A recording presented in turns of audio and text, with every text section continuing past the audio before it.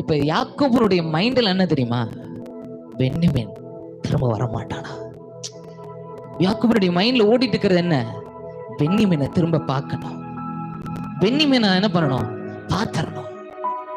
அவன் எப்ப வருவான்? அவனை நான் பார்த்தாதான் என்ன மைண்ட் எப்படி இருக்கும்? ரிலாக்ஸ் ஆகும், ஒரு சமாதானம் அப்பதான் கிடைக்கும். பாருங்க, இவர்கள் போயிட்டு திரும்ப என்ன பண்றாங்க? வர்றாங்க.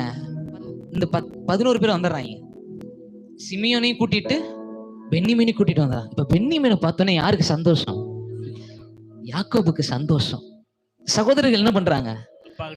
அப்பா கிட்ட ஓடிடுறாங்க. அப்பா, ஒரு குட் நியூஸ், ஒரு குட் நியூஸ் பா.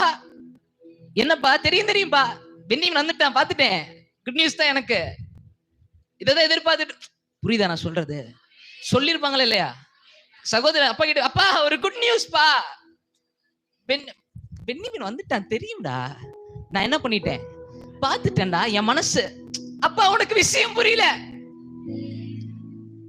பென்யமீன் வந்தது சந்தோஷம் தான். ஆமென். ஆனா இதோ மிகுந்த நற்செய்தி உங்களுக்கு அறிவிக்கிறப்பா. ஐயா, அது மேட்டர்ல இன்னொரு விஷயம் இருக்குது.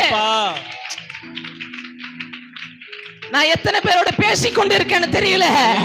நீ ஒருவேளை காத்திருந்தது பென்யமீனுக்காக இருக்கலாம். ஆனா கர்த்தர் யோசேப்பை உனக்கு காத்து, யோசேப்பை காண்பிக்க இத்தனை வருடம் காத்திருந்திருக்கிறாரு. நல்லா கையை தட்டு.